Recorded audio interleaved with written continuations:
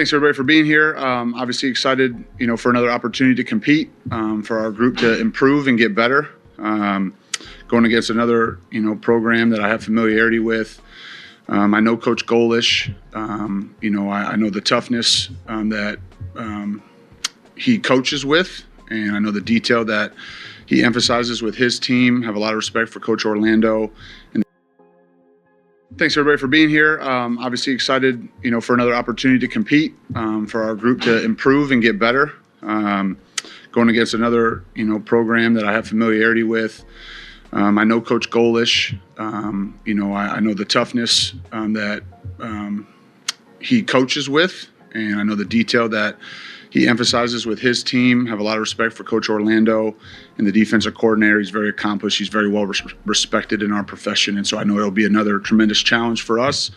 And like I said, I have familiarity with the program and the pride that they have, and the coaches on their staff, and the quality of coaches that they are. So be another great challenge for us, and looking for us to improve from week 1 to week 2. Fire away. Let's go back right side, Jamie. Hey, Coach, what have you seen from Ryan Williams to know a debut like that won't get to his head? Well, he certainly has received a lot of attention, throughout his recruitment, and even prior to him actually playing a game here. And so the thing that I would say is he's been the same person, since the day we met him. He's always, he loves football. He loves to work. He's willing to be coached. And so, I think he's hungry to go continue to build off of what he did in the first game. And so I don't envision that being an issue. And he's a great kid and loves football and loves to be coached. And so, we're excited to try to help him get better. And I know Coach Shep's excited to coach them all. Stand right side of Matt. I can kind of guess your answer if I ask for an injury status update on Caden Proctor, but what do you think of Elijah stepping into that spot? I thought he did a nice job. I think, we have confidence in the guys in that room, and you have to be ready when you're called upon. And, Coach Cap does an awesome job, as, you have to, as you cross-train. You train guys at multiple spots, left, right, inside, outside, because you want to make sure that you get your best 5 guys out there, no matter what the circumstances are. And so it's not the first time Pritch has played left tackle. Obviously he's had a lot of reps at that previously. He hasn't had as much, lately. But I thought he did a nice job. He showed toughness. And for him, unexpectedly to have to go in there, I thought he did a nice job. Jump to the left side, the front row to Katie. You just talked about improvising. Just what was it like for you on Saturday night when you've been preparing all season to be in the box and had to come down to the field at the last minute and just dealing with that whole situation?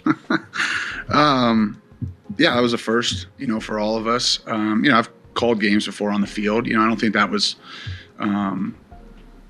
but normally when you're going to do that, you're preparing for it. You might mark up your call sheet a little bit different, but I think in those moments you're just trying to provide calmness to the people around you.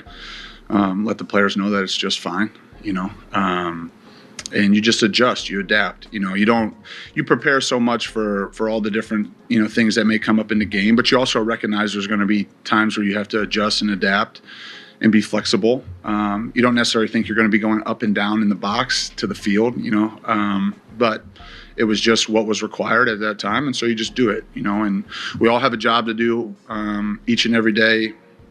And you try to do the very best you can in that role, just like we asked the players. And so that was really all there was to it.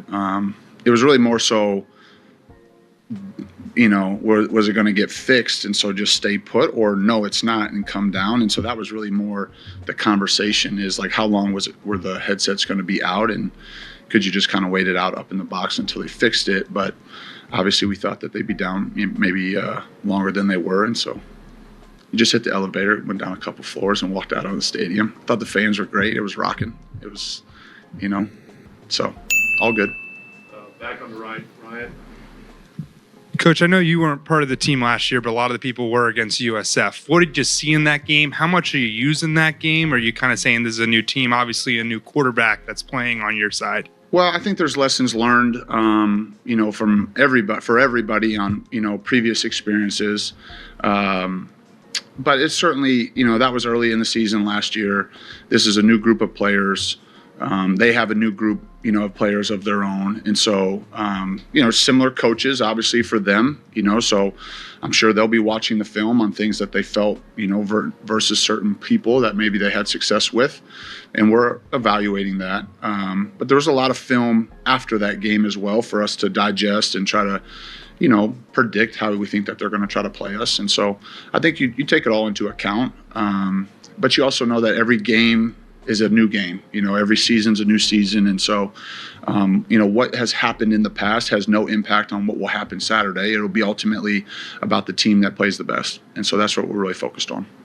Go back over to the left side to Steven. Obviously, Coach would have loved to have seen more, but just the efficiency of Milroe in his first game. Can you talk about that there? I thought he did a nice job. I think obviously he was very explosive, and, the thing that I enjoyed or I was proud of him was just the communication, between series, what he saw. I thought he saw the game very clearly. We talked about all week with the group, not just Jalen, but the whole team is improve as the game goes on, and the communication that occurs between series to try to just get better, see how they're going to try to play you, be able to adjust, be able to adapt. And so I was really proud of that. I thought he was calm.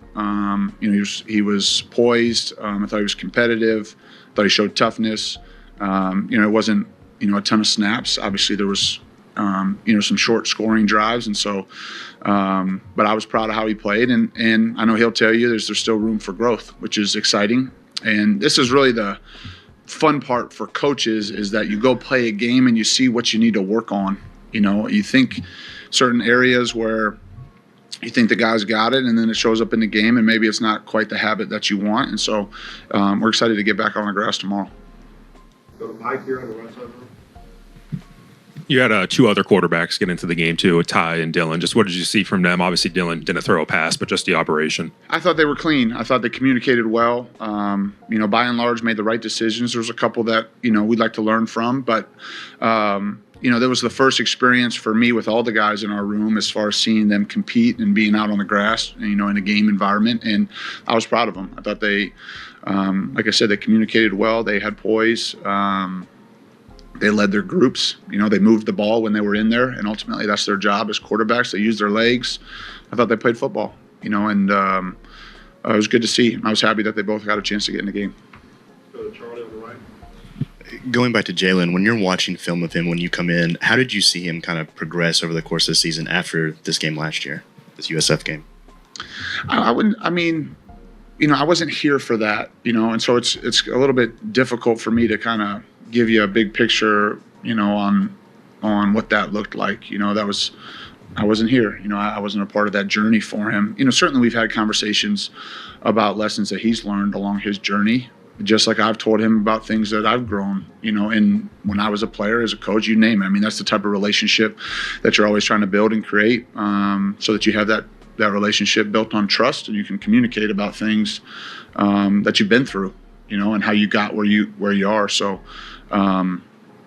it's hard for me to say specifically as far as how he improved or what that looks like.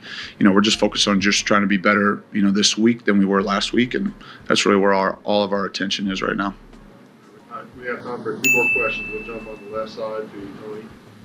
Back to the elevator improvisation. How long does it take you to get from the coaching box to the elevator? And obviously, you guys were able to learn that while they had the ball. Do you have a plan in place for if that was to happen? If you guys had the ball, if you're trying to get down there, is there somebody, does DeBoer step in and make the calls, or how does that work? Yes. I wouldn't say we spend a ton of time on the headsets going down and me getting stuck in the elevator. It wasn't that long. Most people were in the seats, so there wasn't too many people on the elevator. But we'll be okay, I guess. We'll be prepared for it next time if that happens. I get stuck in the elevator. Go Chase on the right side here. I'm kind of piggybacking off an earlier question here about Jalen, but obviously it's pretty unusual for a starting quarterback to only throw 9 balls and you score 63 points. He was efficient for sure, but just from an evaluation standpoint, did you watch film and think, man, I wish I could sink my teeth into more than 9 throws here? No, we're just trying to win. That's really all we're focused on. And I think there was lots to learn from, even in the plays that he had.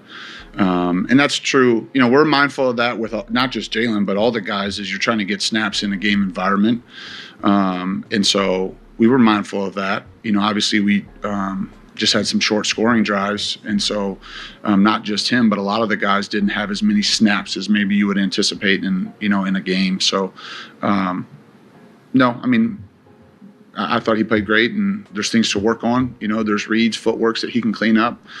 He sees that. He acknowledges that. He's excited about the opportunity to work and continue to grow and get better. I'm excited for the chance to coach him. So, no, we're not, disappointed in the fact that he only had 9 attempts. It's just kind of how the game played out. Finish up with Nick here on the right. Yeah, so when you were able to use the helmet comms, how was that experience, the first game action with that? I thought by and large it was clean. I think there was some communication that we could do better collectively, certainly starting with me and then through the staff and through the players. I think that's pretty typical of most first games where, there was a moment here or there where maybe you didn't, quite communicate as efficiently as you'd like or move as quickly as you would like. But by and large, I thought the guys did a nice job. I think we had one false start, for an opener. We had a couple holding calls, but we had to burn a timeout early in the first half, which was, you'd like not to have to do that. And so there's reasons for those things. There's things that you address both as a staff and as the players on just trying to eliminate those things moving forward. But for the most part, for our first game, I thought it was relatively clean from a communication standpoint. All right, thank you. Okay, thank you. Roll Tide.